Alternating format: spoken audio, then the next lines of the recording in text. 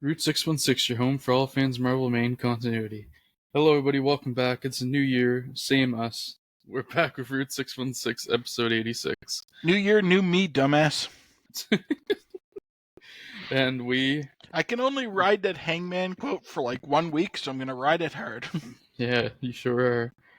You would never do that. No, nobody on the script would ride anything hard. Forgive. Well, I mean, So, straight to comics today. No. No, we do have to get the pop culture / football discussion out of the way. I was going to say, I want to go back to what Bill and I were just talking about, actually. Yeah, they were doing a lot of yapping. Oh, we were. Bill's actually being extremely modest because, are modesty and realism the same thing? I mean, really. I don't think so. I mean, there comes a point where you can't even talk up your team for a bit. Yeah. Well, the lack of shit talk this year from you is refreshing. I will say. I guess it only takes one 7-0 to calm you down. But well, let me be clear. There's plenty of shit talk from me this year. I talk about how my team is shit all the time. Yeah, he's not wrong. He's not wrong, folks. No, it's actually embarrassing. Well, I want to qualify some of it by saying, and I keep saying this and keep pounding the fucking table on this. I'm not a Man U fan. I hate that fucking team almost as much as people in Montreal hate fucking Toronto. Okay? I hate that fucking team. Commercialized bullshit. Nothing more. But far be it for me to admit out loud how much joy I take in their failure. I do. Oh, no, you would never admit to something like that. That's not like you at all. But we're playing you guys on Sunday, and I said it before, we've lost one match all year. One match so far. In all competitions, we've got one loss. And this can't keep going. This is completely unsustainable. Right. Even Man City was not able to go with one loss in the season. It's just not sustainable. Oh, I think it's going to crack for you at some time. I don't think we're the team that's going to do it. However, that being said, if it does happen, and anything's possible, that's why we actually play the games instead of putting out just predictions based on power rankings. You will never, ever hear the end of it. And I know that. It scares the fucking crap out of me. Because what I also know is when we do finally fall off that cliff, and we're coasting along the edge of it now. But at some point in time, we're going off that cliff. And my fear is that it's going to be to some pissant bottom 5 team like Ipswich or Southampton or Man U, some fucking crap bottom tier team. Oh, I can see that happening because it's not when like you it's guys fall off, it's going to be because people weren't taking their opponent serious. Yeah. I mean, it's not going to be Man City or Arsenal or something like that. No, they're going to take that serious. But I don't think it's going to be Manchester United because having watched every one of their matches this year, they're not motivated to take advantage of those shots. No, they're not. You're not wrong. But I just, like I said, you guys let up and they'll just be like, sweet, easy game. Yeah, but it's like I said to you. We were riding high last year, and you guys showed up and knocked us out of the FA Cup out of nowhere. It was one of the few good games you played last year. That is true. I had no hope for that game either. Right, but I mean, you guys were crap all year, and then you showed up and kicked the crap out of it. This is a different level of crap, though. I mean, There's a massive gap between 6th, 7th, and 14th. Granted, but even those teams win games. That is true. Anyone can mean, win any Wolves- given game. Yeah, look at the Wolves. Wolves have won 2 in a row. Ipswich has won. You know, I mean, Southampton even pick up a win once in a while. Whoa. Once in a while. But yeah, so I'm not counting my chickens on this. I'm like honestly, I think Southampton has won more recently than we have. Well, I know Ipswich has. And Wolves. And Wolves. No, it doesn't count when they win over United. No, that's true. It doesn't count. No, I'm literally just bracing myself for this to happen because I know it's going to, and I'm praying it doesn't happen against you guys. Yeah, on Sunday, I'm really hoping that group chat stays really quiet because I know you won't be able to keep your mouth shut if you're winning. I don't know what you mean. The last 2 games. We better not spoil for Bill how this fantastic game is going. What's he talking about, Ryan? I don't understand. I mean, you fuckers have the worst poker face imaginable.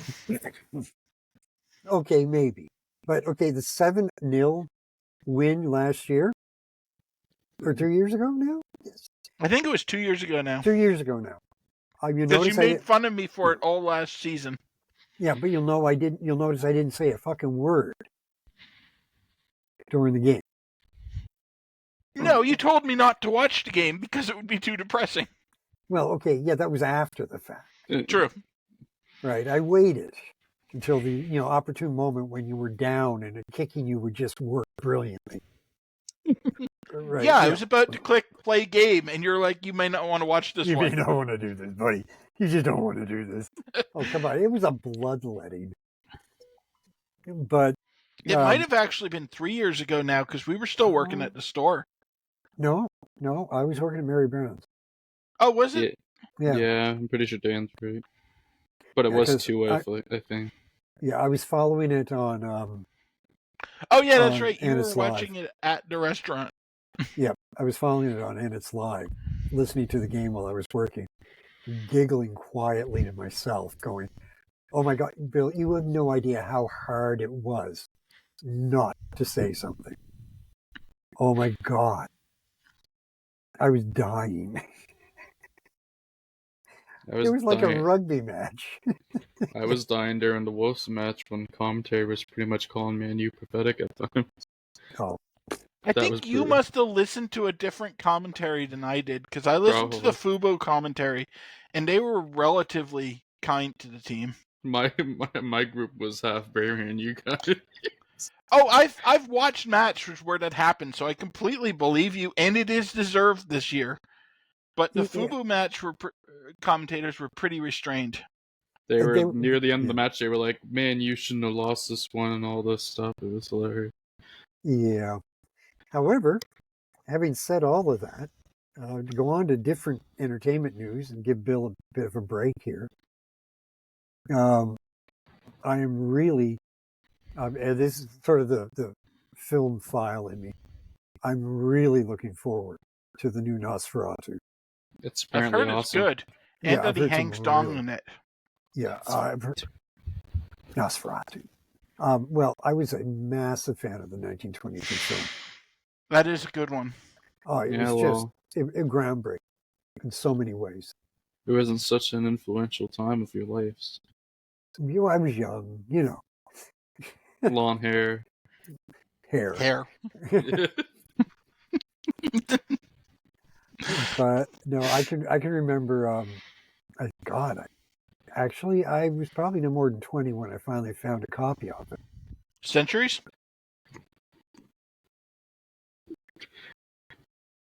Not saying anything.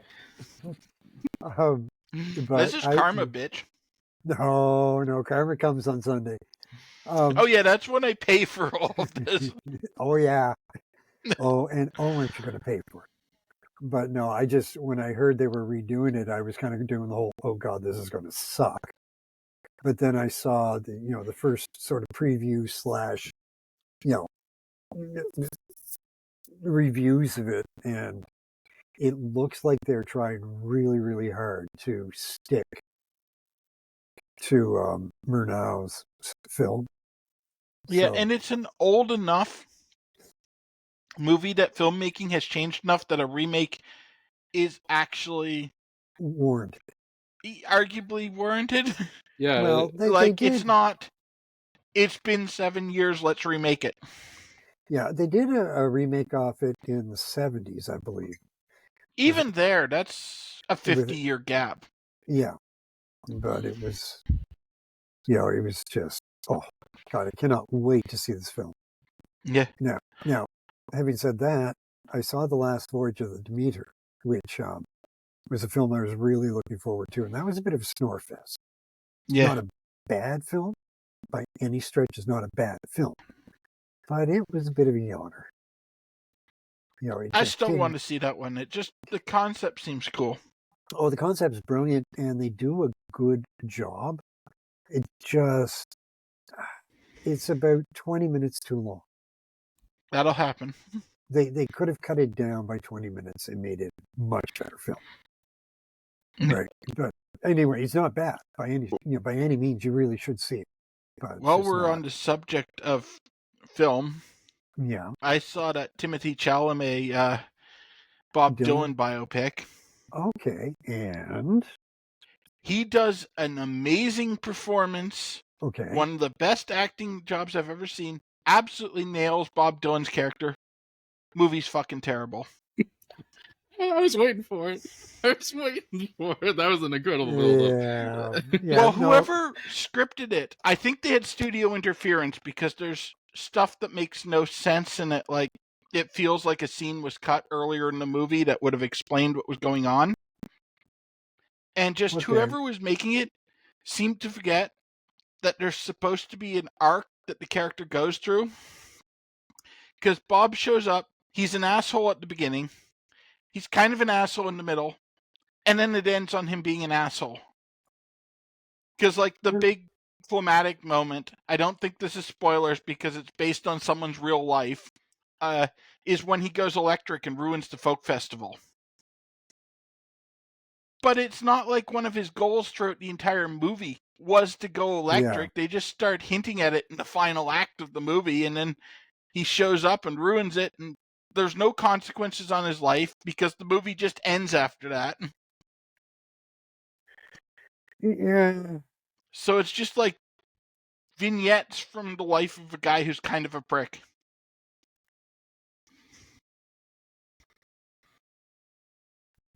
Well, I didn't have great hopes for it, but I mean, to be fair, I didn't have great hopes for the Day of the Jackal TV series. Yeah. I saw that was coming, and I thought, how do you remake a classic like that in this era? But the series is actually far, far better than I anticipated. It's a good viewing experience. Right. But for Ryan, it probably wouldn't mean much because he didn't grow up in the 70s. But A Day of the Jackal... Bob Dylan means nothing to me, so... No. How? Come on, do you think they consume pop culture, even if it's dated pop culture? Yeah. But anyway, Eddie Redmayne is phenomenal. Absolutely phenomenal. And they literally redo most of the Day of the Jackal film shot for shot. And it's amazing. It's just amazing how well they've updated it. I was just fascinated by it. It's just incredible. The only one of those musician biopic movies I watched that have been coming out in recent years because they did one or two and they did good, so they keep doing them, was the Bohemian Rhapsody movie. I liked that one. That one had like a narrative through line through it because Freddie starts off as a pretty decent kid, and then he gets famous, and fame goes to his head, and it ruins all his relationships, and then he gets aid and realizes he needs to smarten up and focus on what's important, and he rebuilds the relationships and ends happy. That one had a nice, like, narrative arc to it. This has no narrative arc. Bob wants to be famous, then he becomes famous and he wants to be left alone, just do his own thing, and then he starts dabbling with electric music, and then he plays electric music, and it's like he doesn't want anything through the movie. There's nothing you want him to accomplish. Yeah, I can, and that, I guess that's fair, because like most famous people, his life could be very boring. I mean, you can count on one hand famous people who had interesting lives. Yeah. Errol Flynn. And the kicker is, he has an interesting life, but he's an asshole, so he's not nice to spend time with. And his character doesn't have some overwhelming wants, so there's not really a story to the movie. It's just a series of vignettes. There's no epiphanies or anything. Yeah, like, even if he doesn't change, because Bob Dylan was still a prick, like, later in life. Like, yeah. He doesn't have to grow as a person, but he has to want something and either achieve it or fail to get it because of his character flaws for the story to work. Yeah. Yeah. But, I mean, Chalamet had to do some apology for Dune, so, I mean, I'm a big fan of Frank Herbert. So am I. Right, so the Dune movies are... I haven't watched them, so... If you're not familiar with Dune, you'll love it. If you are familiar with Dune, you're gonna struggle with it, because they just completely eliminate 99% of the story. They give you all these incredible visuals. And from a filmmaking point of view, it was phenomenal. I still enjoyed them. I did. You're a lot less tolerant towards deviation from the source material than I am, though. Well, granted, but I got my fingers burned one too many times in the 70s and 80s when it came to film adaptations. Yeah. I got really, really tired of Hollywood taking liberties that destroyed great stories. And I've only seen Dune Part 1, to be clear. I haven't seen the second one or the new one that came out. So if they get worse through there, I have no knowledge of it. I've only seen the first half. And it was decent. Like, it cut a lot, but that's a fucking massive book. I expected a lot of it to be cut out. Yeah. I don't buy that, because Lynch was able to add a hell of a lot more than that into the same movie. Yeah. 50 years ago, and did an incredible job. Right. So there's no reason why they couldn't have done that again. Like, put the actual story in with the visual. Oh, absolutely. They could have done more, but I guess I don't expect much from adaptations of novels. Yeah. And if you go in with low expectations, it's pretty good. I'll remember that over the next couple of months as the next batch of blockbusters comes out. Right after there's plenty coming out. So. Well, after the Borderlands fiasco. Oh God, although Salem's Lot was better than I expected it to be. Again, slight snooze fest, because they do only a passable job of adapting the book. And I will say another thing that's probably going to draw me heat on top of my crapping on the Bob Dylan biopic, which people seem to love. Okay. I've actually heard quite a bit bad things about it, so it seems I have, divisive. but I've also seen a lot of award talk about it for stuff other than Chalamet's performance, which does deserve award consideration because he nails Bob Dylan. But my other hot take: Stephen King is not Frank Herbert. Adapting a Stephen King book is a hell of a lot easier than adapting a Frank Herbert. Okay, granted, that's absolutely a perfect point to make. And you're right on every level. However, Stephen King No, he's right. But Stephen King has Farley-Mowat disease. Yeah. Farley-Mowat was very famous for as a Canadian writer, for writing some of the most brilliant stories out there with no endings. He would just stop writing. Yeah, Here's the book. Because or he'd pull a cell and lose the narrative tension like a third of the way through the book. Yeah, because he wouldn't know what to do. He had a great idea and didn't know how to close it off. Yeah. Stephen King has the same problem.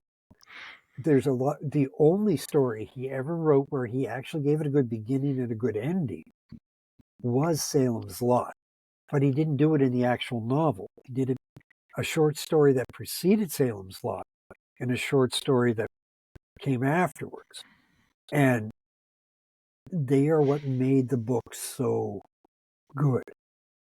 Because when you read the short story that comes after Salem's Lot, it just adds so much to it. It's genuinely scary.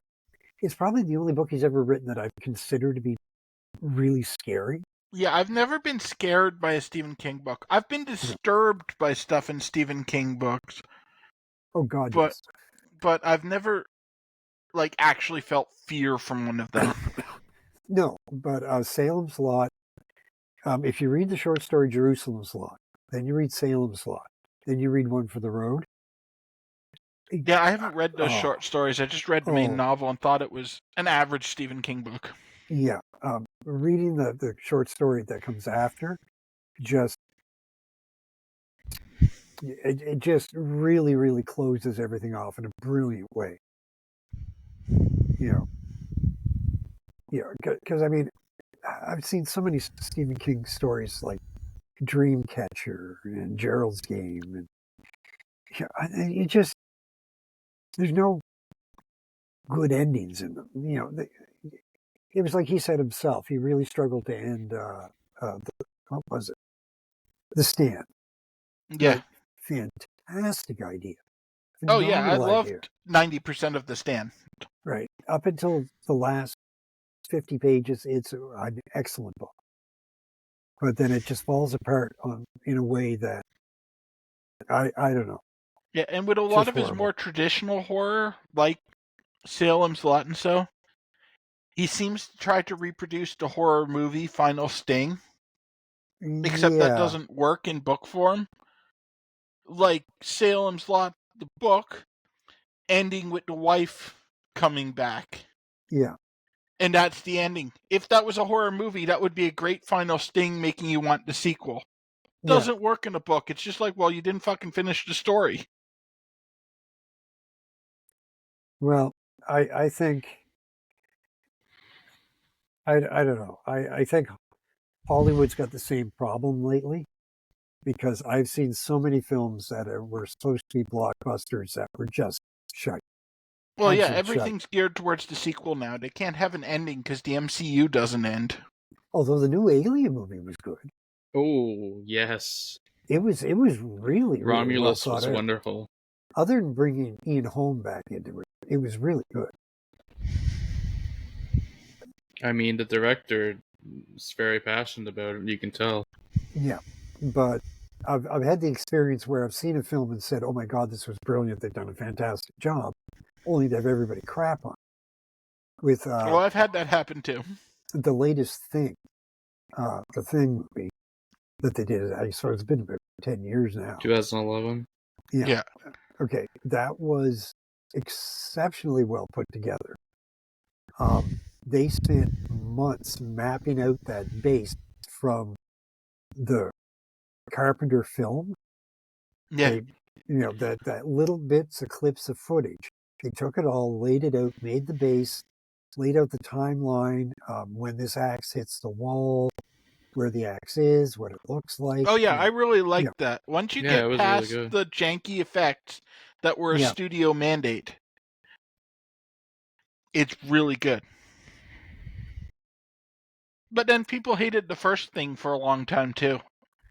Carpenter's Thing, you mean? Yeah. Yeah, that was a commercial failure on every level. Yeah, not the Thing from Outer Space. No. Houston's Thing from Outer Space was. I still watch it occasionally. I like it. I think of it as a different franchise than The Thing. It doesn't really feel like Carpenter's version. I no, it feels very 50s, which is what it was. Yeah, exactly.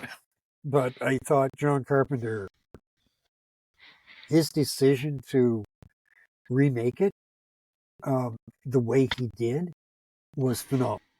Absolutely. It's one of my favorite movies. It was so incredible. And he never got the credit he deserved for it. I think it's probably John Carpenter's best movie. Yeah, well, people talk and talk, but Ridley Scott's best movie was Blade Runner. Absolutely. And that was a commercial disaster when it came out. It wasn't until the director's cut came out that people went back, watched it a second time, and went, well, yeah, maybe it's not so bad.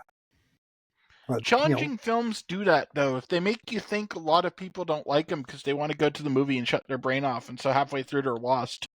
Well, getting rid of Harrison Ford's god-awful, monotonous, monotone delivery through, narrative through the whole film made a big difference. Oh, truly.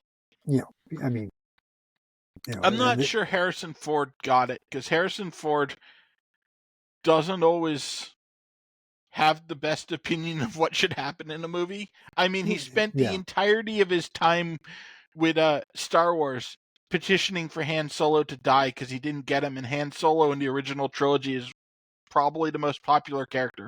Oh, he's the most relatable character. Yeah. In my mind.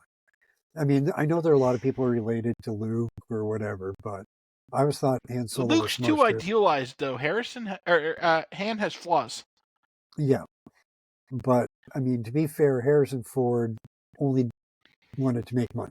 He couldn't care less whether the film was good or not. Yeah, and that's why he wanted Han to die, because he gets paid the same whether he works a lot or a little. Yeah. It's not like Tom Cruise, who basically really does believe his own press. Oh, yeah. And he's insane enough to do all his own stunts and stuff. Yeah, I respect him doing his own stunts. What I don't respect is the incredibly negative impact he's had on so many films. Oh, yeah. And I blame it on him winning an Oscar for Jerry Maguire. Now, that's not to say it wasn't deserved, right? I thought he very much deserved that Oscar for Jerry Maguire. I thought it was fantastic. But after that, he just... I don't know what. And I'd almost think that it would be a similar case to me saying Timothée Chalamet deserves an award for his portrayal of Bob Dylan, because Tom Cruise was great in Jerry Maguire. Jerry Maguire is not a very good movie. No, it's a one-trick pony. It is. It's not interesting. There's no reason to come back to it later and watch it again. No, I've never rewatched it. I saw it once. Went, yeah, that was okay. But yeah, it was fine, but it's not an award-winning movie other than Tom Cruise's performance. Yeah. Now, having said all of that out loud, they have not tried to remake it, and they have not done a sequel. So, which I appreciate, because that doesn't need more. Fingers crossed. Right, because it's just a matter of time. And I'm not even going to attempt to get into the remake or the sequel to Beetlejuice, because I haven't heard the end of it since Moira saw it. So, did she like it or did she hate it? She loved it. She's fanatical about it. Right now, to be fair, she loved the first one growing up. The Beetlejuice cartoon, the movie, she loved Beetlejuice. She thought it was so much fun. And Ryan's nodding his head because he's watched her change her hair color just because of Beetlejuice. Right. And every single day, Beetlejuice talk. Yeah. Oh, she spent weeks upon weeks working on the costume for the convention. Right. I mean, and she did a fantastic job, but it's just like, I like Beetlejuice. I'm going to stay very quiet about my opinions because I know you know where I live, and I know she can force you to tell her where I live, and then she'll come and stab me. Yes, and I can almost exactly pin down which bedroom is yours if I needed to. and I did teach her to be stabby when she was growing up. So, yeah, I'll take the hit on that one. What the hell? I'm living dangerously. I fucking hate Beetlejuice. Oh. You should have Buddy. stayed ahead. You should have just taken the loss and moved on. I mean, come on. And speaking of which, because that brings me back to one thing. I talk about I can't forget our FA Cup loss to you fucking wankers last year. I'm also not forgetting you guys beat City. Yeah, but that was City in their slump. In their slump, they're still twice the team you guys are. I don't know, man. I watched that match. They were fucking pathetic. It was a bad match, and we were the less bad team. Yeah. Yeah, so I'm not counting my eggs until they've become little chickens, little Liverpool-shaped chickens. They're born with little knives, taped to their wings. Yeah, Get the knife crime in right away. Oh hell yeah! Very appropriate for Liverpool. Yeah, so that was the joke. Yes, it wasn't a Moira stabby joke. Although no, that does make a lot of sense considering who her father supports. It worked on multiple levels. Love my child. Love my child so much. She's one in a million. But is there anything else that anybody wants to throw out there before we? I'm sure I had stuff I planned to talk about, but forgot. Well, I mean, I don't think any of us wants to talk about Elon Musk or Vice President Trump. Or anything. I don't know. He likes to talk about it. That's why he's not invited on the podcast. Which means we will soon be banned from all Elon Musk-controlled social media. Yeah. Oh, darn. What a shame I don't use any of it anyway. Yeah, no, I don't use X or whatever the hell else he owns. Yeah, I don't do a lot of social media anyway, so. I'm old. I haven't gotten past Facebook. I've got Blue Sky and I never look at it. I'm surprised you got past the chisel and granite. Stabby. Just saying. Couple clicks. Know where you live. Couple clicks and you're a victim. Oh, Moira, do you want to know what Bill said about Beetlejuice?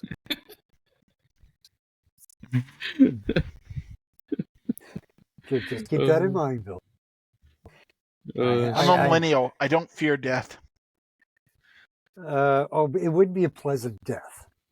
Trust me, this is not like getting hit by a bus, Look, there's a bus. What bus? Smack? This is razor blades and lemon juice and lots of screaming and running and, maniacal laughter from my child. Just throwing that out there. Anyway. I guess we'll talk about comics now. Yeah, let's be boring and talk about comics. And now Dan can understand why I don't fear his child. I mean, beyond a general healthy respect, others may define as fear. It's really funny because you're not the first person to say that out loud. Yeah, I respect her in a terrified sort of way. I don't get her. She says things that make my skin crawl and then smiles at me afterwards, which makes my skin crawl even more. But, yeah, she's a lovely girl. Heart of gold. Too bad it belonged to someone else. Well, they weren't using it. She actually, in high school, at one point in high school, she convinced somebody to sell her their soul. And she still has the note. Yeah, that's true. If she wasn't substantially younger than me, I would have assumed that I was the participant because I sold someone my soul in high school under the knowledge that gingers don't possess one. That actually may be fairly similar to the story that for the soul that she bought from someone. Because I do believe it was a ginger. But yeah, she actually bought someone's soul when she was in high school. And it was sort of one of those tongue-in-cheek jokes that had a very serious undertone to it. Yeah. You know, it was like, I don't think this is entirely funny. You're making it sound a lot funnier, I think, than it probably is. You know, I think you really seriously believe this. Yeah, so that zombie following her around, yeah, okay, I get it. Yeah. Anyway, Okay. Ryan, do you want to So- step in? I mean, sure. Your Today- podcast. Sometimes I don't know, but here we are to cover some comics today. Gonna talk some Nick Fury and Namor and a little bit of Hulk. So boring shit. This isn't an all-star week of comics that we're covering. Okay, It's a pretty consistently fine week. Why do you think I let us talk for 35 minutes about other shit? Yeah. But anyways, let's get in there. On Strange Tales number 148, the A story. This one's titled Death Before Dishonor. That's, I'm sure, a title we'll never see again. Yeah. This is... Oh, yeah, that's right. Jack Kirby did write this one, didn't he? Because Stan's on vacation for a month. Jack Kirby wrote and did the art here. Don Heck inked. At least someone was editing Jack. Yes. Because Stan still edited it. And Jack needs an editor. Bill Everett, the cover. It's a strange, Doctor Strange cover. June 1966 release date, 12-page story. And on that note... it's Bill Everett very heavily trying to do Jack Kirby. Yes. Yes, it is. Not terrible, though. I kind of like the cover. No, it's a good cover. It's just not Bill Everett's normal style. No, it's not. It's very much trying to do the Kirby style. But anyways, let us get right into this short synopsis. Dum Dum Dugan is what the hell am I saying? Dum Dum Dugan is desperate and shattered when he thinks Fury is killed in the firebomb attack by A.I.M. Oh yeah, that's right. We had the cliffhanger where he was in the fire last. It's been a long time since we recorded, but yes, here we are. Someone's been slacking under reading.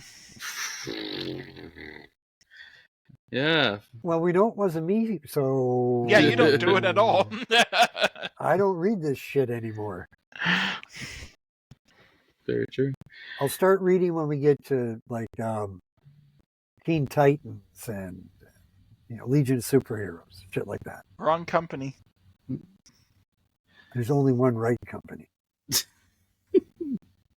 And yeah, but this isn't an Image podcast either. Wow. Let's just drag up the one comic company that just collapsed in on themselves. Why don't That we? was the joke, yes. Yeah. They're still going, though. Oh, I do Dark Pretty Horse strong. as well. I read all the Dark Horse as well. So, just so you know. Yeah, but Image was funnier because of the collapse. Yeah, but Yeah. it kind of rebuilt itself, so it's whatever. Yeah, no, Image actually puts out good stuff. I mean, They do now, yeah.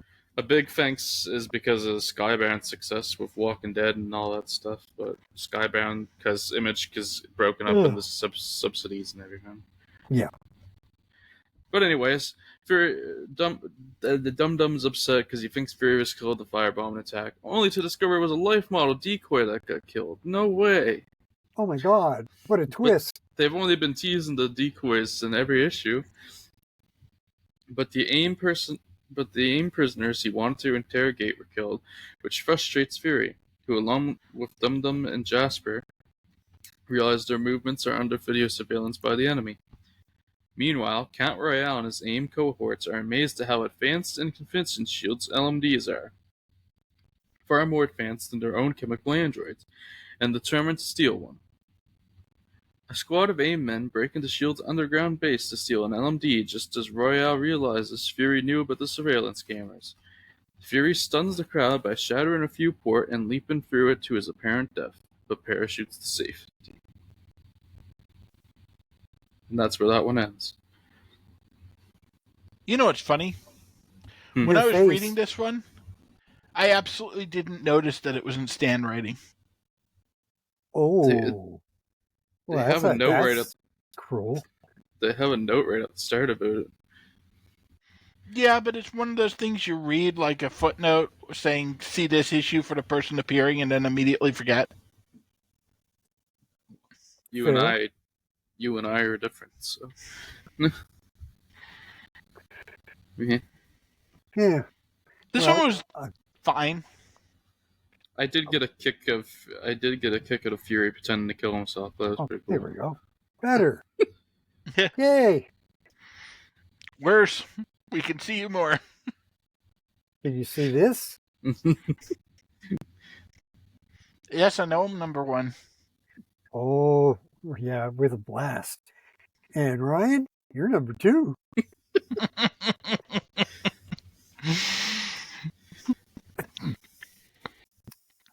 Come for the comics, stay for the maturity level. Yeah. Oh, brace yourself for the disappointment. But no, I this comic was fine. Yeah, It's I kind gave of it a a 3. midpoint of an arc, so it's hard to really point anything special out of it, but it was a decent little read. I like that the different titles are starting to integrate themselves more. Like we're seeing stuff that's relevant to Iron Man and Fury, and I think they've turned up in 1 or 2 other titles as well. The character work is all good here. The direction is a little bit boring because it's so obvious what's coming because I don't know. They've taught you to kind of divert on what you expect with Shield to like that. Oh, if it looks like the villain is winning, they're not type deal. I mean, that's just comic code era comics from this point because they haven't been It allowed is, to give. but it's They're not very, allowed to give villains a victory at this point. It's very heavy in these Shield stories at the moment. Oh, it is. Stan is not very subtle. Neither is Jack. No. No. Like I said, I did get a kick out of Fury pretending to kill himself in front of all these great grand government people and everything. That was fun. Yeah, this is the beginning of the Fury never dies when he appears to die meme. Yeah, no, it very much is, and they've been Because teasing even the in LMDs. modern day comics, they do that all the time where it looks like Fury died and then it's just an LMD. So yeah, 3 stars 3. for me. I'm shocked. You both picked a 3. Yeah, we're back to this. We're back to the 3s. New Year, same shit. Do go on. New Year, same 3s. But anyways, we will move on because there's still 6 more comics to cover. Stories to cover, I should say. Strange Tales, number 149 A story, titled The End of A.I.M. I'm sure that's true. Apparently Stan isn't back. Dennis O'Neil is writing this. Is that true? Yeah, With Jack? I forget the exact I believe, yeah, this was Dennis O'Neil.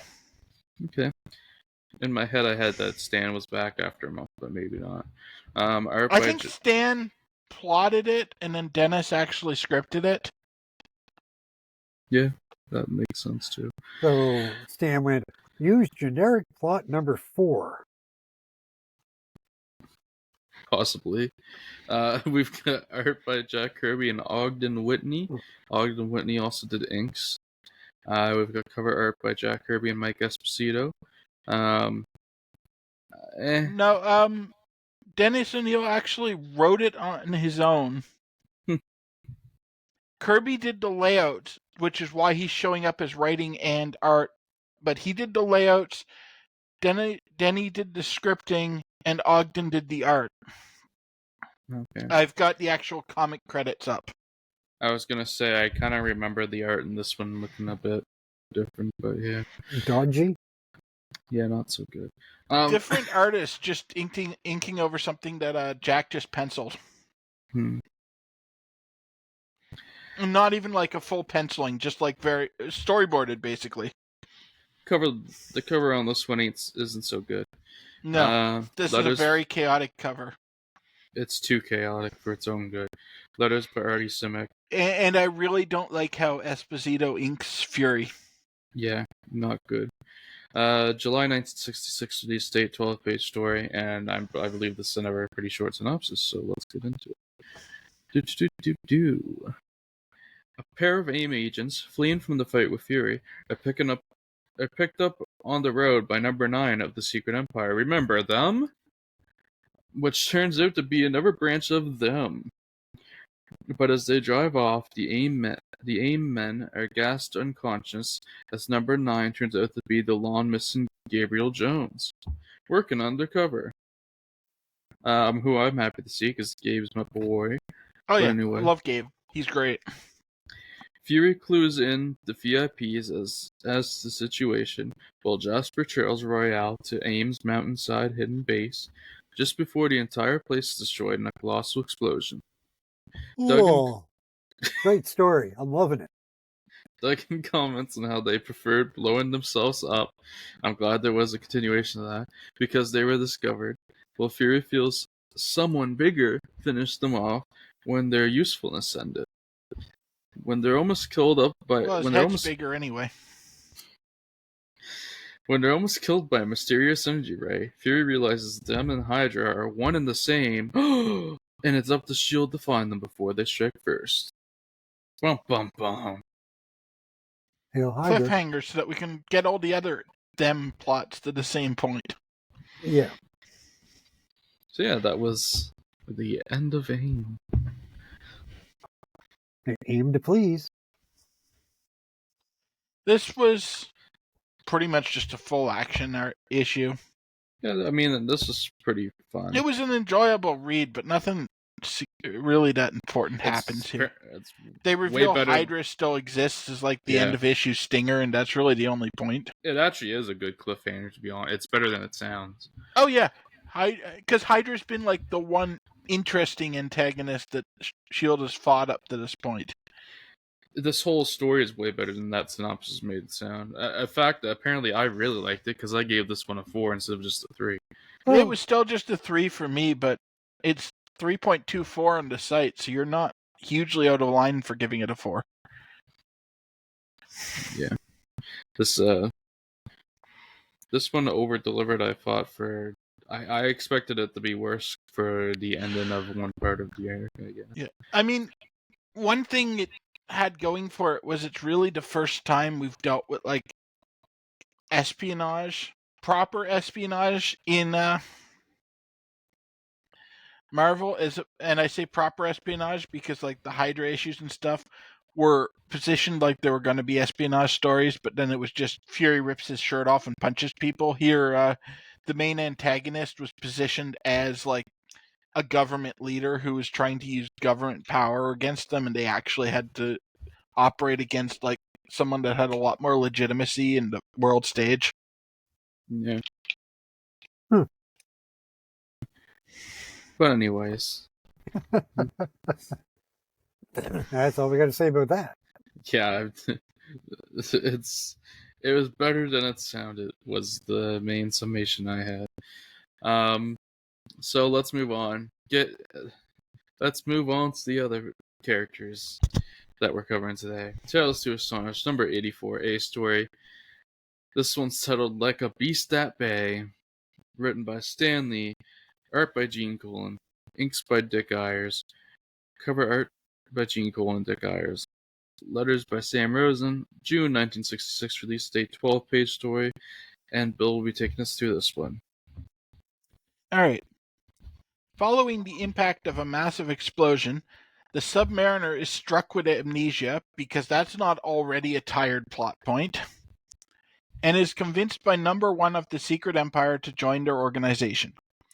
Number 1 then orders the confused Namor to seek out and destroy the Empire's hated enemy, the Incredible Hulk. Outfitting Namor with a radio transceiver, Number 1 sends him into New York City where the Hulk was last spotted. I think these guys need cooler names. Why don't we call him Evil Uno? Don't do my boy Uno that way. Okay. While stalking the streets, the Submariner is recognized by one of the many police officers on the street searching for the Hulk, leading to a clash with the police. Namor quickly escapes so that he can focus on his mission. Number 1 orders him to find a disguise so that he can be more inconspicuous while looking for the Hulk. Breaking into a clothing store, Namor steals a trench coat. His activity draws the attention of another police officer who fires at the Submariner. Despite Namor's warnings to stop shooting, one of the cop's bullets bounces off Namor's bulletproof skin and hits the officer. Wasn't it previously not bulletproof, but just more resistant? But who cares? It's Namor. Yeah. If I can't make fun of Stan's inconsistencies, what do I have? What a sad statement. Namor is about to take him to a hospital when he hears sirens that will bring help and flees the scene. Hoping to learn more about the Hulk, the Submariner ducks into a movie theater that is playing newsreel footage of the Hulk's latest publicized exploits. When Number 1's constant inquiries into Submariner's status attracts undue attention, Namor flees the scene when the other moviegoers recognize him. More confused than ever, the Submariner decides to doff his disguise and try to spot the Hulk while flying in the air. In doing so, he is spotted by Warlord Krang and Lady Dorma, who are still in the area. Krang blasts Namor with one of his ship's cannons and flees the scene. The blast, while not harming Namor overly much, does succeed in reviving his memory. At least it didn't keep him in amnesia for like 6 issues this time. Yeah. Oh, riveting. I couldn't tear myself away from it. The thing is, this was pretty okay. I don't really like the ending. The amnesia thing sucks, generally. I don't understand why you started it just to cut it off like that, but whatever. I guess they do continue. There is consequences to that, technically, which we'll see, but yeah. I don't know. Yeah, I didn't like this one. I gave it a 2. This one squeaked out a 3 for me. I don't know. I don't really know why. I kind of... This was relatively okay until the very end for me, so Yeah. I mostly enjoyed it. In hindsight, it got better when you read the Hulk story in the same issue, and they show how integrated these two stories are. But I think that's also one of the things that hurt it, because you'd almost have to go page by page for it to work as a reading order thing, because like the Hulk hadn't gone to New York yet at this point. I think if I remember correctly, it's been a while since I've read these, but I think he makes the decision to go to New York in the Hulk half of the book. He does. But he's already there for Namor. Yeah, but they had to put up. it after because there's other stuff in the Hulk side of the story that's revealed that needs you to have already read the Namor story to get it. So it creates an odd continuity issue. But I do appreciate what they're going for with the two sides of the book trying to parallel each other almost. Yeah, which is a good idea. Right, that's fun. Yeah, it's just Namor is so friggin' boring. Well, it's Namor. Yeah, exactly. There's just nothing you can say. You know, it's funny because I came away from Black Panther 2 saying literally the exact same thing. It's Namor. The comic book equivalent of whatever. I mean, in current years, I've enjoyed Namor, but this isn't current years. This is Silver Age. I just think that, you know, how you can take him and make him a headliner, you know, when you've had these sort of cartoonish bad guys that were far more entertaining. Yeah. You know, I think they're counting on the setting of Namor doing a lot of the heavy lifting because he's Atlantean. But then they keep coming up with reasons to send him to New York and ruining that. Yeah. Well, there's not a lot of superheroes in the ocean. Most of them are... No, that's their problem. And eventually they come up with a couple, but then they just use them to death. There's not enough in New York, apparently, because we need to keep bringing Namor there, so... Yeah. Yeah. It's just Speaking of that Hulk half of this issue, let's get into that now, I suppose, with the B story of issue 84 of Tales to Astonish. This one's titled Rampage in the City. Wow, that's a lot of credits on the art team. Stanley writing. I've got credits here for Bill Everett, Jack Kirby, Gene Colan, and Jerry Grandinetti. Yeah, this was one of those everyone at the bullpens pitching in moments. Wow, it didn't help that much, did it? Inks by Bill Everett and Dick Ayers. Gene Colan, the same cover, so of course, Gene Colan and Dick Ayers at that. Letters by Artie Simic. Same release date since same issue, and 10-page story for this one. All right. The Hulk, seeking companionship, returns to Gamma Base to find it deserted. Deciding to seek company with his former comrades, the Avengers, the Hulk travels to New York City. There, the Hulk steals some clothes to disguise himself, but he's still spotted and chased by the police. Getting away, the Hulk catches a newsreel showing that Boomerang's most recent attempt to capture the Delta missile was met with failure. He also learns that General Ross and Glenn Talbot have decided to move to the Orion missile to Cape Kennedy for more testing. Cape Kennedy is just Marvel's version of Cape Canaveral. Yeah. Meanwhile, Rick Jones learns that the Hulk is in New York, and in order to get there, takes a job for a man to drive a car to the city. He is advised not to look in the trunk of the car. While back in the Big Apple, the Hulk is once more spotted and chased by the police. The Hulk tries to escape into the subway and falls on the rail, damaging it. Realizing that the inbound subway train would crash as a result of the damage he caused, the Hulk uses his strength to stop the subway car and then makes his escape. That's it. okay. Although one thing that's a key feature of this two-parter that they didn't mention in the synopsis is that the newsreel he watched with Ross and Talbot in it is the exact same newsreel in the exact same theater that Namor is in. Huh. Like, that was their intersecting parts. But ultimately, this story falls flat because, much like the Namor story, nothing actually happens. They're playing around with paralleling the story in both halves and really integrating the two stories with them crossing paths without realizing it. And so, but They cross over while cucking you of the experience you want from them crossing over.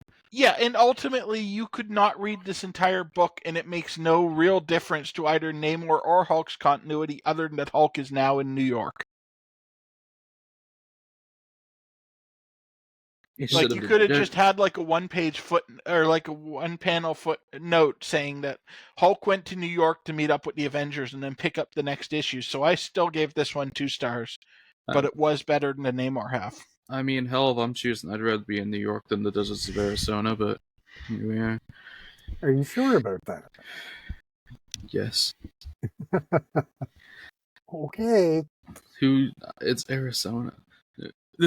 I've been to Arizona. It's a lot more interesting than New York. I've been to New York, haven't been to Arizona. I suspect I'm too pasty to enjoy Arizona very much. Actually, when I got to Arizona, there were a lot of things that I wasn't expecting that I kind of got a kick out of. Some things I enjoyed. I mean, it's Phoenix is a beautiful city. Yeah, see, my issue with compared to Arizona New York. consists of the fact that I only come in 2 shades. Yeah. Pasty white and lobster red. Yeah, you wouldn't enjoy it. The heat was, because I was there midsummer, and the heat was staggering. I am way too Irish to handle heat well. Yeah. Oh, yeah. It gets up to 125 Fahrenheit, apparently. And that. Yeah, I'm way too Scottish and Canadian to enjoy the heat, but it was one of those things where, and I swear this is absolutely true. Went from the airplane, okay, and got off on the runway. Didn't get off on a little tunnel, right? Actually, well, got of course, off the plane. because you were flying in 1922. I was 23, you bitch. I was gonna say, obviously, this is pre 9/11. Yeah, but it was actually pre 9/11. Actually, post 9/11, I have landed at airports where I've had to get off on the tarmac. Yeah, but I wouldn't expect that to be in like Phoenix, though. No, well, the problem was you go from this air-conditioned airplane out onto the hot tarmac in Phoenix in the dead of summer. Oh, that is Holy cruel. crap. It was literally, the They only hate way I can tourism, say don't it is it was like a physical punch to walk into the heat, right? It knocks you back. But, we got in a car, went to the hotel, and the first thing I did was, because I've been sweating for 30 minutes while I'd been there, was I need a shower. I'm going to grab a shower, put on some clean clothes, been a long flight, et cetera, et cetera. Got out of the shower, and bear in mind, this is an air-conditioned or a hotel room. Got out of the shower and didn't need to towel myself down because I immediately dried. They make jokes about the dry heat. Arizona, it's a dry heat. You sweat, but it disappears as quick as you sweat it out. You need to hydrate so badly, right? Although you kept pushing ahead with your story and completely denied me of the chance to get in a good insult. Well, of course. Because when you said got out of the shower and immediately dried, I was trying to get you to come up for air or something so I could cut in with just like every woman that's seen you naked. Oh. I'm not gonna respond to that because it could have been worse. It could have been worse. Say because Sunday's close enough. So. Well, no, I thought we were going to get a mummy joke or something. So no, that could have been a lot worse. But no, I honestly, I really did enjoy Arizona a great deal more than I enjoyed New York. New York, I can see that. Like taking away the weather, Arizona seems like a place that would have more stuff I'd like to see than New York. Yeah. Now, I have to say my experiences with the people in New York were, for the most part, fairly positive. They weren't rude or anything, but New York has the reputation it has for a reason. And, it's, the people were nice, but there are certain parts of New York you wonder why they exist. Because, even going right down to the middle of the city where, the lights are bright and, there's billboards everywhere and all this stuff. It was like, Hell's Kitchen and Times Square are 2 blocks apart. Yeah. Right. But I mean, you can get all that in Toronto as well. Like you go down Yonge Street, it's just the same thing. Oh, absolutely. New York was fine, but it was a city. You can get the same experience in other cities. Bingo. There was no way to differentiate where I was. I could have been in Vancouver, I could have been in Toronto, I could have been in Washington, Seattle, Pittsburgh. I enjoyed my time there. I would go back, and I would enjoy. Well, probably not with current American government, but hypothetically, I would go back and enjoy my time there again. But it's not a place that I'm like, oh man, I need to go back to New York City. You're absolutely right. Like, I've been to Raleigh, I've been to Pittsburgh, I've been to Detroit, Chicago. I've been to all these places, and for the most part, with the exception of Detroit, which is just pressing as fuck to go to, talk about a city that's died and just hasn't openly admitted it yet. Yeah, Detroit hasn't quite realized it yet, but it died a long time ago, and it's starting to smell. Dead, and it feels like a dead city. But New York, most of these places were great. They were nice. I liked them. I didn't dislike them, and I liked the people. The one thing I found was people everywhere were just fantastic. But I really liked Phoenix. I liked the feel. I liked the atmosphere. Again, people were fantastic to talk to, very helpful when you had a question or looking for directions, anything. Everybody was really, really nice. Wasn't until I got to Carolina that I began getting a little nervous. Oh boy. Oh fuck yeah! I've been to some of those southern states, and that's oh boy, that's a dicey one. Yeah, take some dumbass maritimer from Canada, stick him in the middle of South Carolina, and see how he fits in. You ain't from around here, Boy. boy. Oh boy. Knew a guy who was rented a car to drive up from Florida up through the Appalachian Mountains to Canada.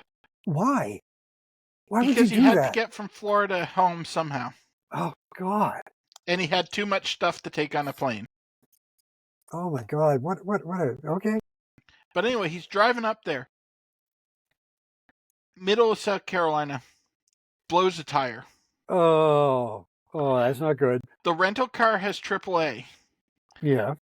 But there's no cell coverage there because it's the middle of the Appalachian South Carolina. Yep. So he sees a house and he goes up to the door and knocks on the door to go in. And this is your typical white maritimer. I mentioned the race because it's intimately important to the story. And the survival rate. They're very, very apprehensive about opening the door, but finally the guy opens the door, and it's this black guy, which explains why he's very nervous about a fairly buff young white guy showing up on his front deck. But anyway, once he figures out what's going on, and more importantly, that my buddy is Canadian, yeah, immediately invites him in. They're best friends, everything. It's all fine. But he was scared to open that door. But my buddy is like, it's a whole different world. The house didn't have floors. It had dirt floor because they couldn't afford flooring. Yeah, no. That's how poor it was out there. Yeah, Carolina is north and south, both. Lump them together. It is one big Carolina. It was before the war. Yeah. It is the beginning of the South. Yeah. And you feel it. Like you do. You can tell when you've crossed in Carolina. And same as you can actually tell when you cross the Mason-Dixon. You can actually tell when you cross the Mason-Dixon. But, I mean, not to say that the people weren't great. Like, there were some really, really super nice people there that I met that I came away from thinking, man, there's some fantastic people in the world. I mean, there's good some people of them are there everywhere. in Carolina. But to have a cop standing there with his hand on his fucking holster, unclipped, and on his pistol, looking at me going, where are y'all from? You're just like, holy fuck, he's going to pull his gun on me. Right? He's like, what the fuck are you doing? Right? And it's just like, Canada? I mean, Nova Scotia? Nova what? It's Nova Scotia. It's a province in Canada. Dude, I'm just passing through. Right? He's like, y'all got kin round here? And I'm thinking, oh my fuck. Because it's almost impossible to understand. Yeah. Right. It's like going to northern Newfoundland. Trying to understand people in northern Newfoundland. No. I'd argue that Outport Newfoundlandese is easier to understand than Alabama, but that's mostly because I'm more familiar with Newfoundlandese. Okay, fair enough. If you're familiar with Newfoundlandese, then yes. But if you're not, Newfoundlandese is really hard to understand. Yeah. Their accent is so garbled. I have auditory processing issues, though. I don't always, I can't always tell what it is. That explains the Man U fandom. I can't even turn that around because it makes so little sense. But anyway. No, if someone says something to me and I'm not expecting it, then I can't always make sense of what it is. Yeah. And certain accents mess with me that way. Yeah. And Alabama is one of them. You could be speaking a completely different language. As far as I can tell, it's Swahili. They come up and say something to me, and I'm like, I heard sweet tea. Yeah. Well, no, I like when I was in the South, it took me 2 or 3 days to get the gist of how people talk and such. But once I got it, it was fine. But there were things that I didn't get, like the biscuits and gravy. Boy, oh boy, was that an eye-opener. I'll eat anything once. If it doesn't kill me, I may possibly try it again. Looking at that gravy, I may not try that once. No, I tried it on a bet because the two guys I was with dared me to eat it. I got my own back though because I dared the other guy to have grits for breakfast at the restaurant we were in. Because he's going, get the biscuits and gravy, get the biscuits and gravy, you gotta try it. And I said, okay, grits fine. seem good. No. Oh. They're largely potato, aren't they? They're like a pierogi with attitude. Oh, they're just not good. But I bet him to eat the grits. So that's what we had for breakfast. I had the biscuits and gravy. He had the grits.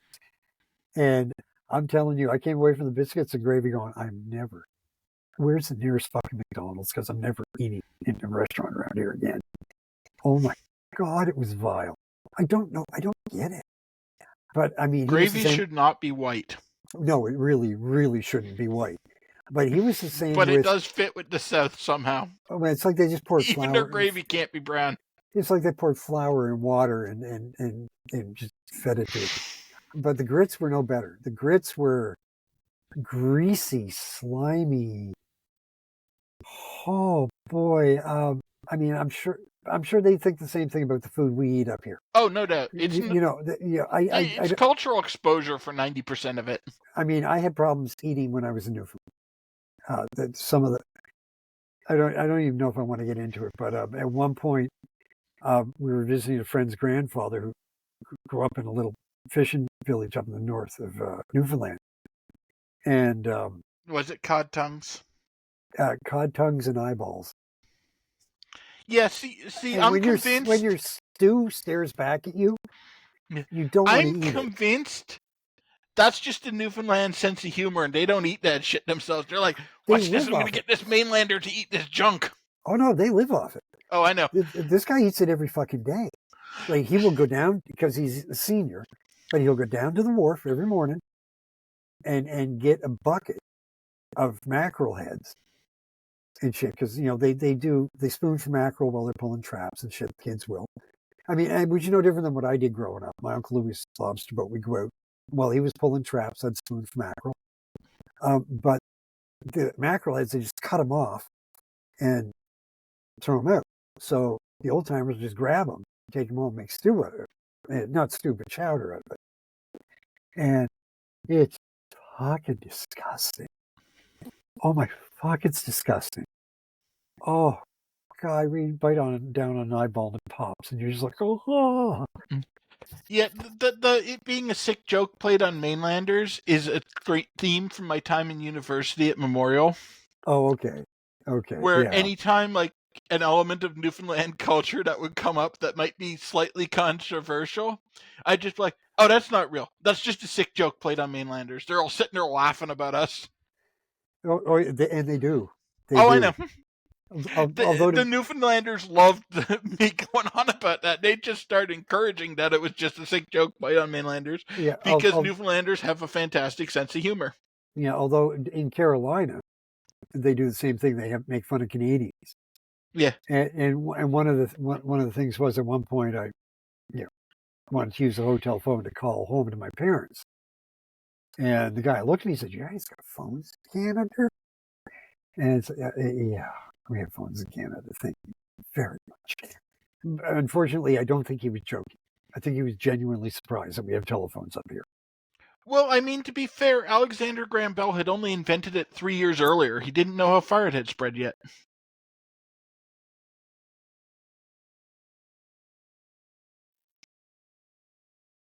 To the moon, Alice. To the moon.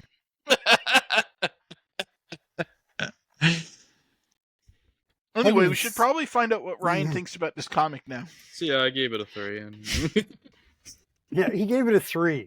Why do we even ask? Shocking. Yeah. What about you, Bill? What'd you give it?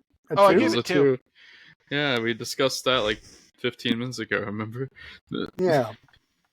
Yeah, we're back to the comic shop routine, aren't we? Apparently. Just go off in 1,000 different directions. This is going to be one of the longest episodes we've done in a while, but we haven't recorded in a while, so... I mean, that's what inspired the podcast in the first place, which was these random tangents we'd go on. True. Yeah. But it is time to go on to Yeah, where are we going, Dan? Tales to Astonish, Volume 1, number 86. Actually, we still have 85 to cover, thank you. Are you serious? Yes! All that time in the South has destroyed his ability to count. Y'all. And they do say y'all a lot. Oh, yes, absolutely. Only it's not y'all like we say it. I can't even say it the way they do. Yo. It's brilliant. It's the same thing as when an American tries to say A. Yeah. How's it going? A. Yeah, kind of like when anybody tries to use the word bloody in England and they just can't do it right. Yeah. Tales to Astonish 85 A story. 85? Titled And One Shall Die. Not true. Oh, please, God, yes. Make it Namor. Actually, one does die, I suppose. And that now I've just realized that title works in multiple ways, and I hate it. How dare they be literate?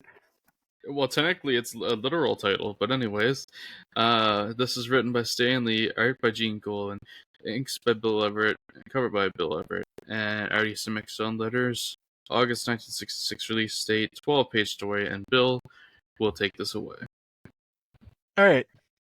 The Submariner's memory has been restored by a blast from Warlord Krang's flying submarine. Krang leaves the scene thinking Namor was killed. However, Namor endures and decides to wait for Krang to return to the oceans before resuming his quest for vengeance. Patience is not a trait Namor normally possesses, so I suppose we should applaud this. Yeah. Restoring his strength in the water below, Namor then smashes the radio transceiver given to him by Number 1 of the Secret Empire, cutting off the would-be world conqueror from contact, leaving him to wonder what happened to his former thrall. Furious that all this should happen when all he wanted was recognition for his genius, Number 1 decides to check his monitors to see if Submariner succeeded in his task of destroying the Hulk. Much to Number 1's frustration, he finds that the Hulk is still alive and well and roaming New York City. When it appears the Hulk is heading towards his secret hideout, Number 1 attempts to call back Namor by activating the vibro discs that he implanted in the Submariner's ears. The expected result is that it would sap the prince's strength until he came back to the source of the signal. This ultimately fails, and when Namor realizes that some outside force is sapping his strength, he discovers the vibro discs and destroys them. As Namor returns to the sea, the panic-stricken Number 1 sees the Hulk outside his window. In an attempt to destroy the Hulk once and for all, Number 1 activates a bomb in the hopes of blowing up the Hulk. However, before he can flee, his cowl gets caught in the door, and he dollar bills himself. With the automatic lock in place, Number 1 tries desperately to tear his way free. However, the bomb goes off. The Hulk, who had no clue what was going on, is unharmed and bounds away. Number 1 is killed in the blast. In an ironic twist, Number 1's face is obliterated by the blast, making it impossible for him to be identified. He died as he believed he lived, unknown. The news of Number 1's demise prompts Hydra, in light of the crumbling of both A.I.M and the Secret Empire, to rise again. Meanwhile, Warlord Krang, still believing that Namor is dead, decides to wait on returning to Atlantis until the people there learn of Namor's apparent demise so that he may revel in taking over the kingdom again and forcing Lady Dorma to marry him. And that's it. Get it? And one shall die? Yeah. Fuck. I got it. 2 This stars. story sucked. This was 2 stars. This was easily the worst comic of the week. Easily. This was stupid. The only good part was when he tries to blow up the Hulk and kills himself, and the Hulk's just like, what was that? And keeps going. Yeah, Hulk no selling it was the great part. I'm shocked you guys gave it a 2. I won't lie. That's extremely out of character for both of you. I've been giving Namor 2 all episode. I know, and it's freaking me out. You guys don't normally do this. Bill didn't like this more than me, which is shocking because I was the one looking forward to reading it the least. You were both such huge Marvel fangirls, and yet suddenly you're giving something 2s? It's not right. This was not good. I'm in a parallel universe. Wait till we get to Rampaging Hulk. You'll get to hear some real rants about shit. God, God, we're in the multiverse of madness. the multiverse of comic podcasts. Oh, so there's a universe where this podcast gets viewers. Yeah, that could happen. That's okay. It's going to happen faster than this Namor story becomes good. I just downloaded Marvel Rivals. Just downloaded it yesterday. I haven't played it yet. But I can't wait to play it just so I can play Jeff the Shark. That is the selling point of it. I've got it in my library, but I have to download it still.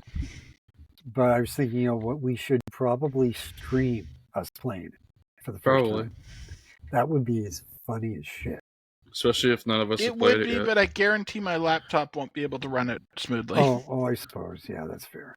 That's like a 5-year-old laptop. There's no way I'm running Marvel Rivals. No, you're right. Even on its lowest settings, you'd struggle. I guess you can. When I'm recording at the same time, absolutely. Yeah, because I mean, I booted it up on my desktop and didn't have any issues or anything, but I couldn't play it on my laptop. Although I played Overwatch on my laptop, so. Overwatch is a lot older game than this, though. Yeah, it's amazing how much better things are when you're old. Every day you're not in the grave is a win. Not necessarily. If we lose on Sunday, Dan's gonna want to be in the ground. I'm not going online for a fucking year. I swear to God. Oh, don't worry, buddy. If you die between now and then, I'm digging you up the gloat. So what we're hearing is this might be Dan's last episode for a while. This very well could be. I swear to fuck, I will delete your contact info, Bill. I swear to fuck. I have my ways. You don't know where I live right now, so screw you. Fuck. I'm willing to say as many good things about Beetlejuice as I have to get your daughter to give me your contact information. That's not right. That's not playing fair. No. I will talk to her. I will tell her. As Ryan discovered the other day, trying to get me with bad fantasy booking for wrestling, I always possessed a nuclear option. Yeah. You are the Donald Trump of podcasts. Yeah. Stuff Bill knows that. Air dicking it. Yeah. Had to get the full double hello, dicking Elon. In. Yeah. Oh, no, with Elon, it's more. Oh, yeah. Other hand with the magnifying glass and the tweezers. Yeah. Oh, shit. Oh, I feel dirty now. Let's move on to the next comic. Yeah. Please, God. Now we're at Tales to Astonish number 86, A story. Finally time for Dan to tell us what's going on in these comics. You don't want to know. Stanley writes, Jerry Grandinetti is on art with inks by Bill Everett. Bill Everett, Gene Colan did the cover here. Artie Simic on letters. September 1966, release date, 12-page story. And Dan, I didn't say the title was The Wrathful Warlord Krang. And Dan can take us away. Okay, first thing, cover's not that bad. No, for a 60s comic, that's a pretty good cover. Yeah, it is. That's a better cover than I was expecting. The Wrath of Warlord Krang.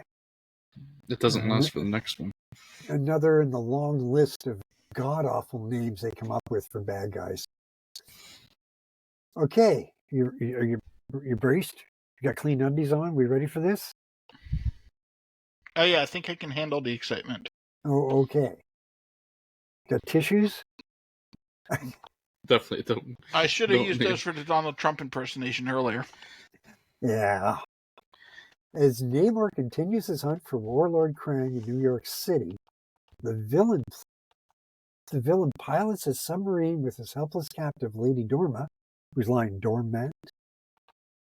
No, that comes later in Namor. Okay.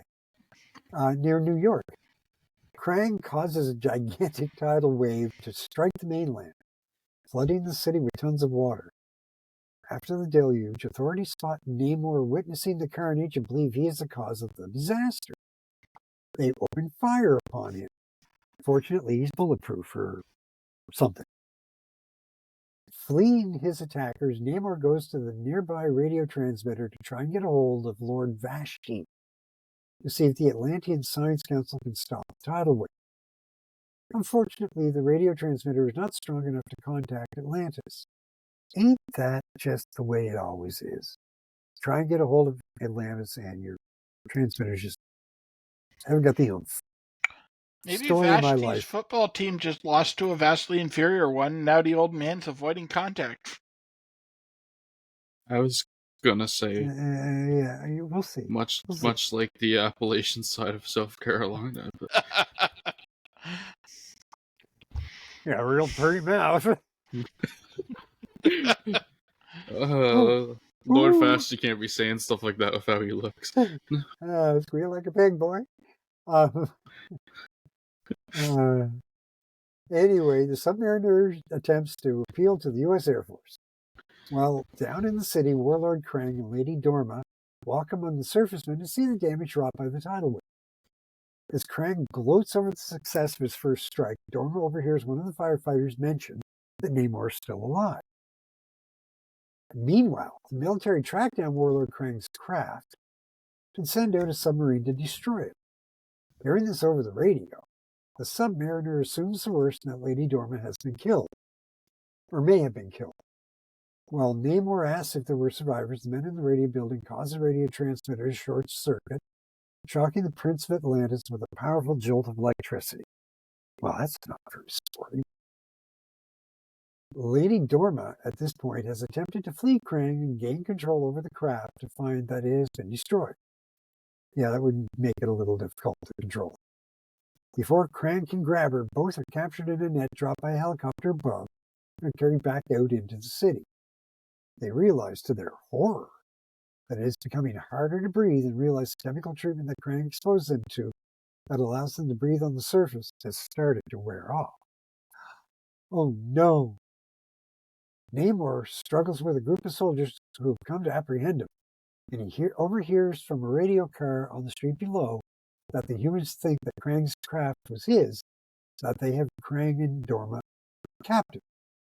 Namor breaks free, rushes to the location where they're being held, unaware that the military set up a trap for him using Dorma and Krang as bait. Oh, look, we captured Namor.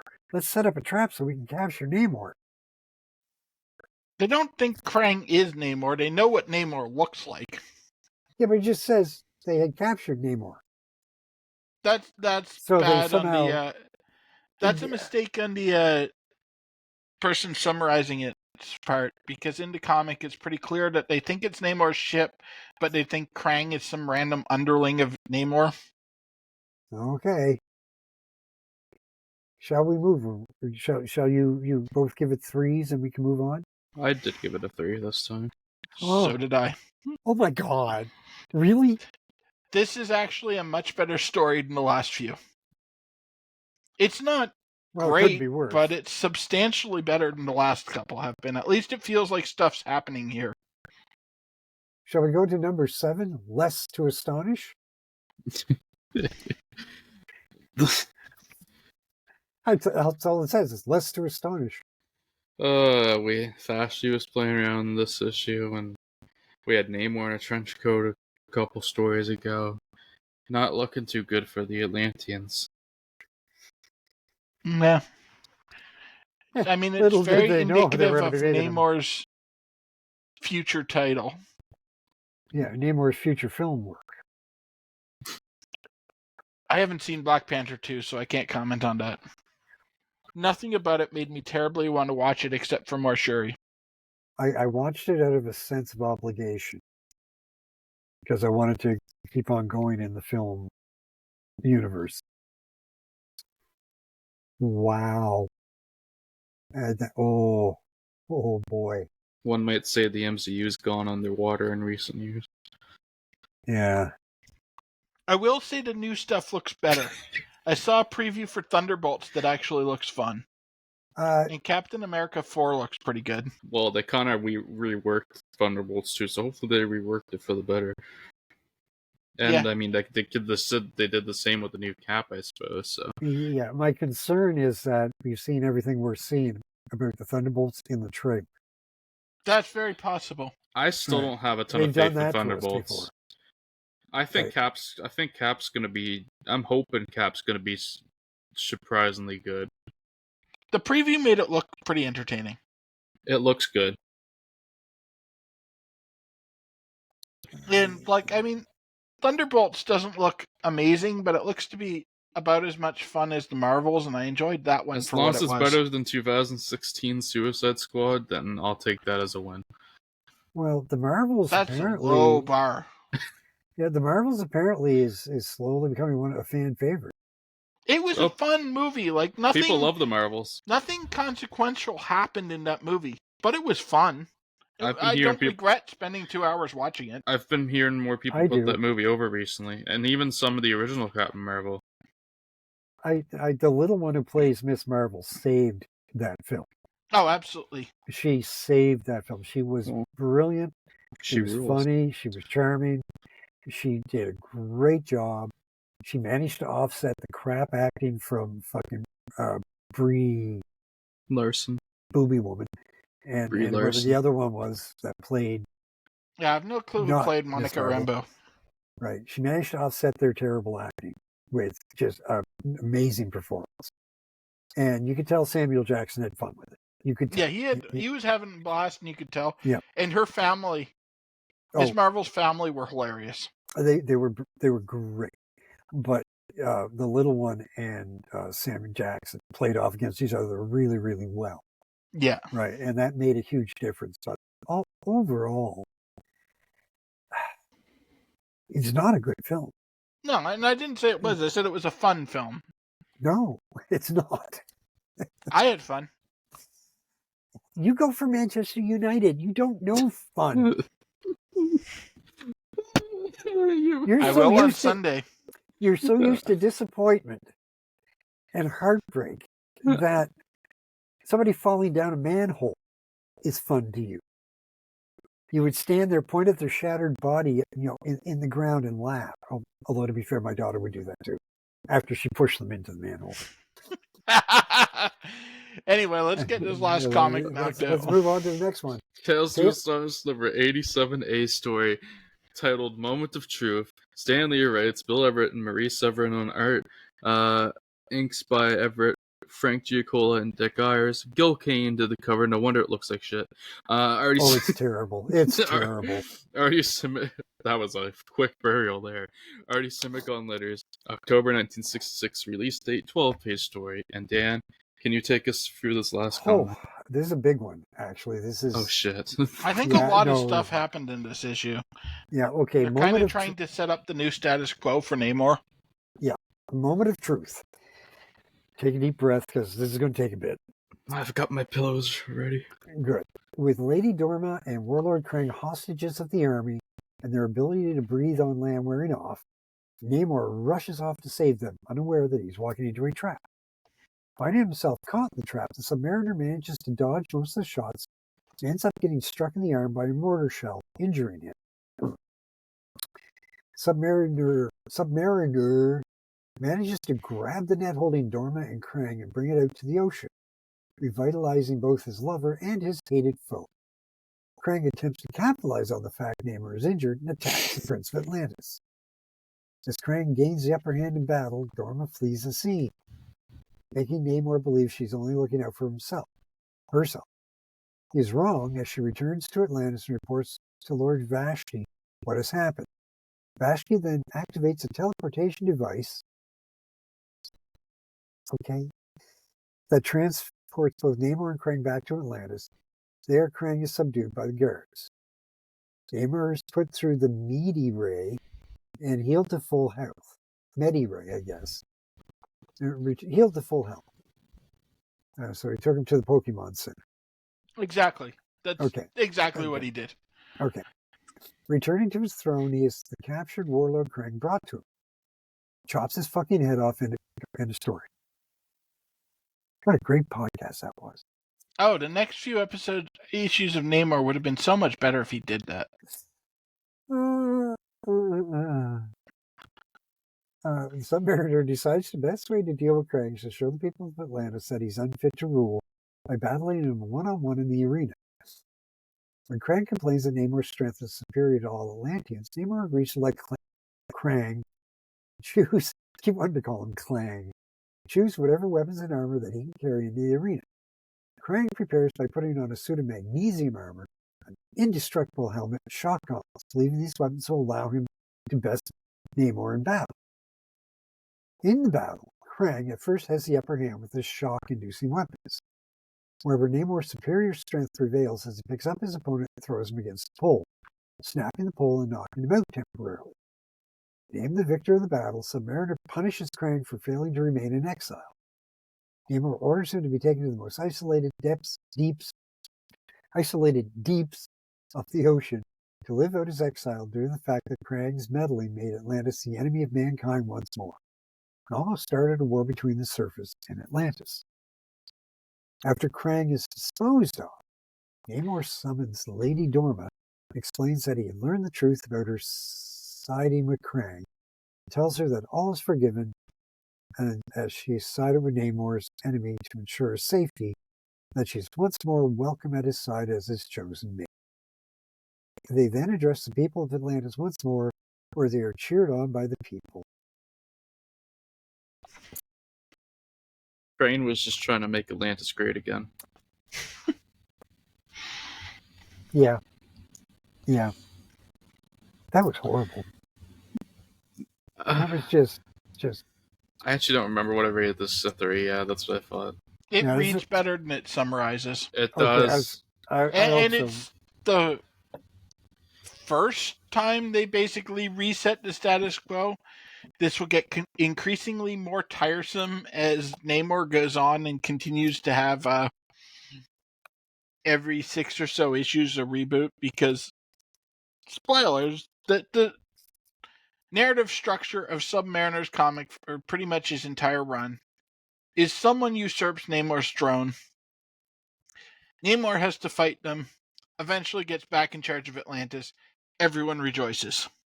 So, generic plot 1A. Yes. Okay. But yeah, I also gave this one a 3 because it wasn't tired yet. Yeah. Okay. And Ryan, you gave it a 3? Yeah, I gave it a 3, I already said. Oh my god. This was clearly just a case where editorial decree told them to reset this status quo. We're moving on to something else. But it was decently handled for a reset issue. Okay. Yeah. I don't really have anything to add to it. It was certainly a Namor comic. Yes. It was a 3. Now that we've covered all these in the in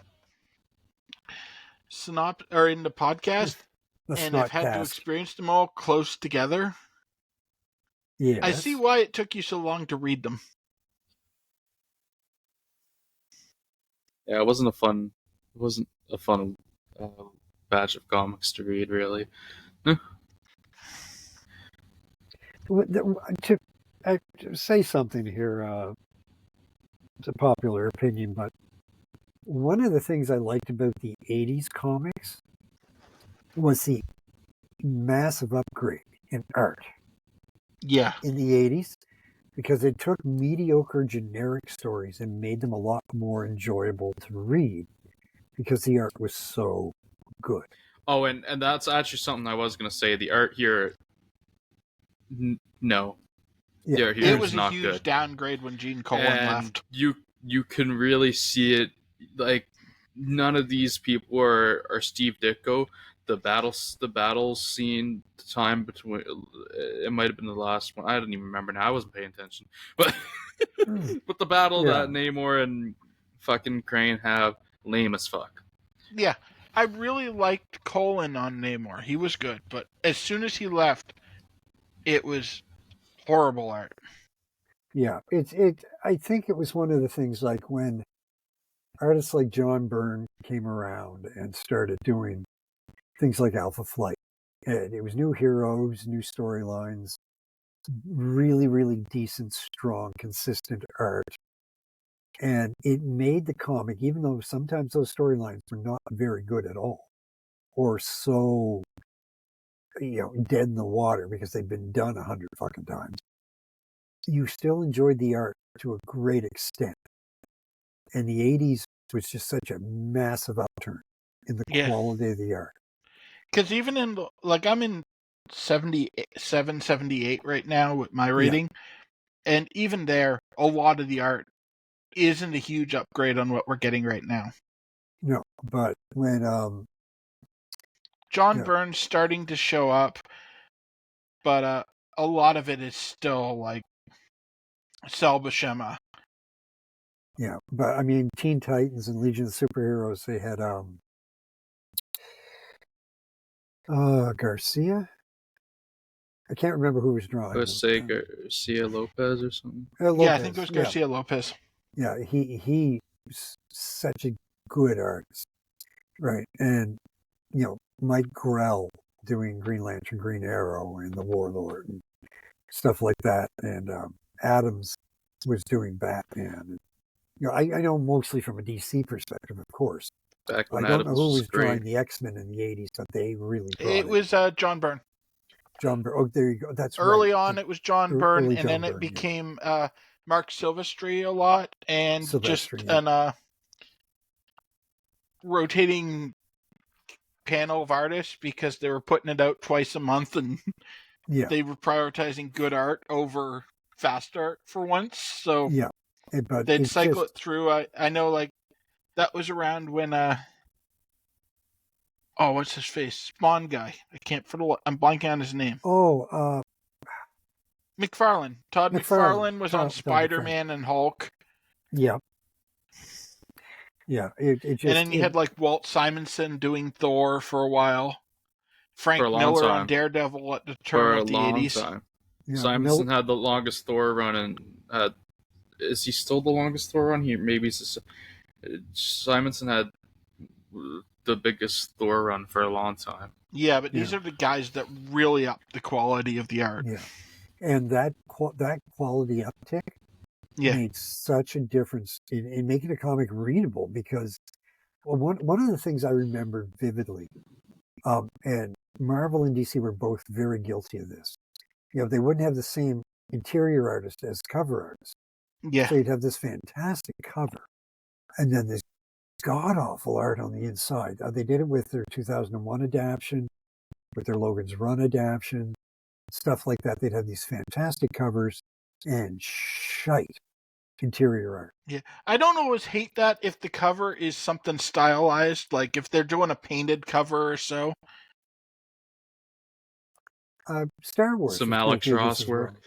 I'm trying to remember who drew the interior for Star Wars. I can remember absolutely hating their art. There was no consistency to it, which was probably its biggest fault, was a lack of consistency. Yeah. And I mean, that's a problem even up to today. I've bought comics in the last decade that the interior art was just hideous. Yeah. Oftentimes they're trying to go for some sort of weird stylized thing, and it's not working. Yeah, but the original Star Wars adaptation, and it was something everybody was looking forward to. Howard Chaykin. Okay, it was. I cannot stress strongly enough how many comic book fans were looking forward to Marvel's adaptation of Star Wars. Yeah. Now, I mean, it was a huge book at the time. I know it went for 107 issues for a reason. Yeah, but they got the story before the film was finished. They didn't have a lot of reference material for it. So, there was some questionable choices made as to what the characters were going to look like beyond, the generic descriptions they'd been given. But the interior art was so bad that it just ruined it for a lot of people.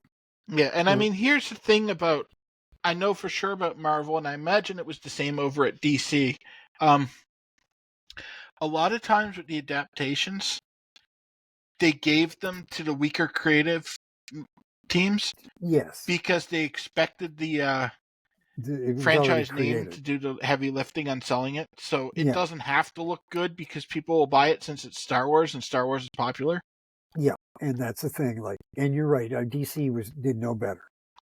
But I think there was a concept of it's already been created, it's already been written. We just have to adapt it so we know what everything looks like. So even a weak artist can handle it. Yeah.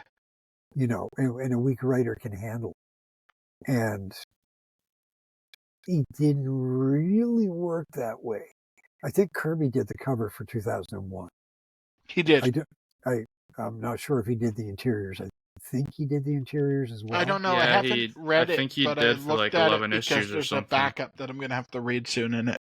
Yeah, I'm pretty sure he did the interior as well, and it really wasn't good. Right? This was not something he should have been drawing.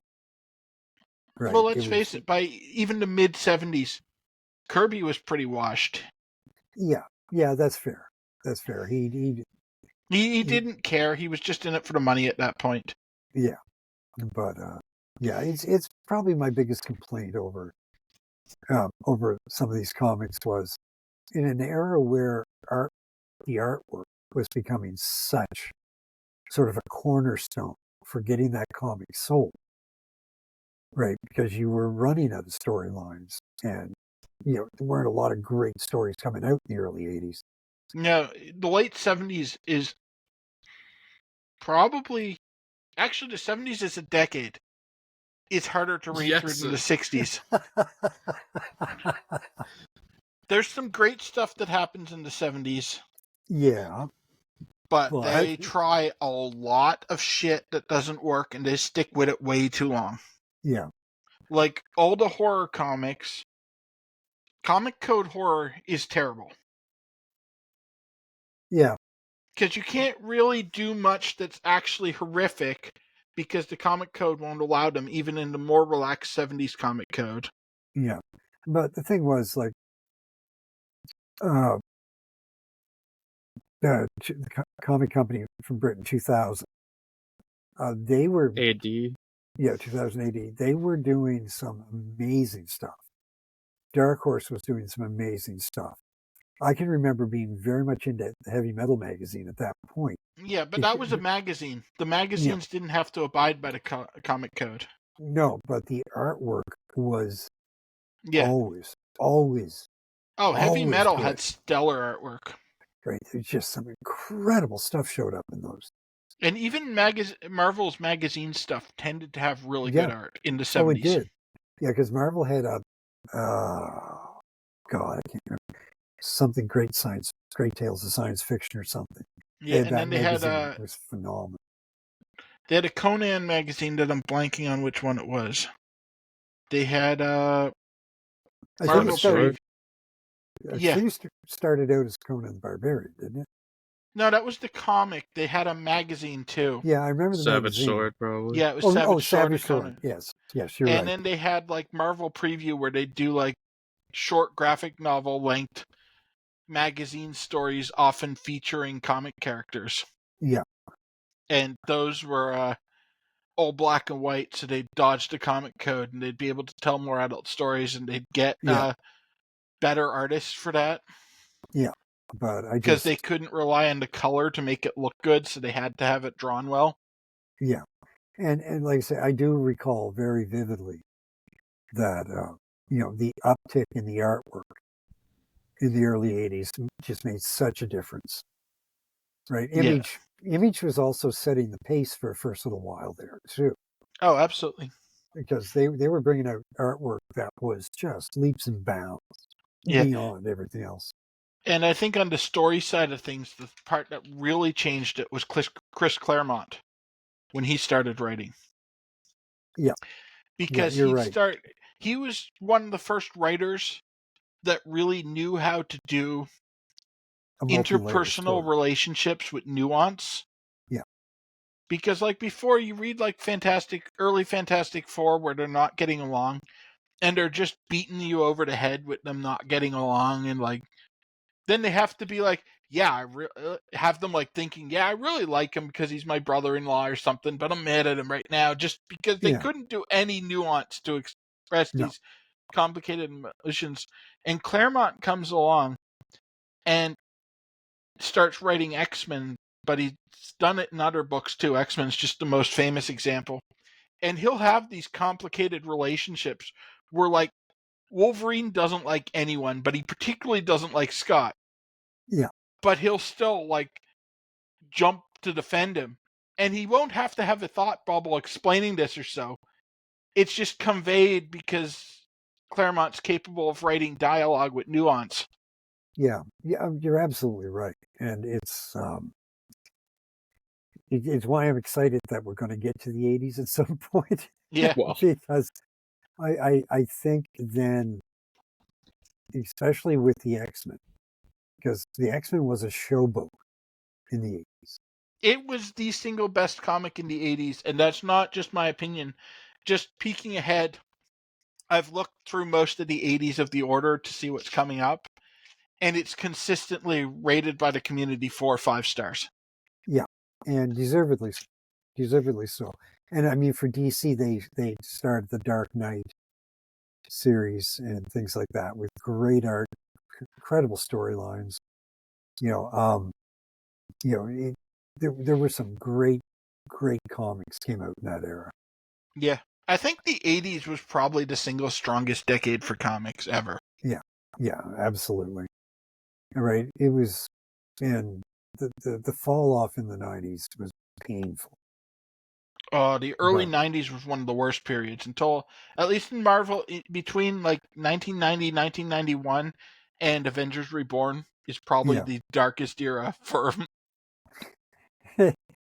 yeah, actually, you're right. You're right again. I agree completely because, like, the stuff in the 60s is objectively probably worse, but it's a new medium. No one's really been doing long ongoing narrative in a superhero comic Yeah. before then, because there were the golden age superheroes, but it would always reset the status quo at the end of each issue, and then you pick up the next story and it's basically independent of what happened, except they might mention that, oh, Batman last fought the Joker here. Yeah. But it's its own thing. To actually have a continuing narrative flow throughout the issues and status quo changes. Yeah. That started in the Silver Age, and no one really knew what they were doing yet, so it gets a bit of a pass. But by the 90s, they should know how to do it. Yeah. Anyways, yes, as much as I've enjoyed this conversation, I should be going. it's So almost 2 we're going to hours. end this I think we need episode. to end Yeah, I this. need to get something to eat. So if you guys enjoyed this episode on YouTube, please like, subscribe, comment, whichever you'd like to. We're also available on Google Podcasts, Apple Podcasts, and Spotify. Anywhere you can get your podcasts, we should be available pretty much. And if you're on Spotify, click the poll, let us know, and tell us which one was your favorite comic that we covered. Let What us are know. we doing next week, Ryan, before we leave off? Oh, true. Let us know why you love number 1. Anyways, next week we'll be finally going back to Thor and finally getting those B stories for Tales of Asgard in, as we cover Journey into Mystery, issue number 117 through 123 B stories. Yes, that's 7 entries again, but these are short 5-page stories, so that will be easy to get through. There you go. But yes, anyways, we'll see you on the next I episode. think this might... Oh, no, it doesn't quite finish off our last time with Journey into Mystery No, it for doesn't. right now, but we get close.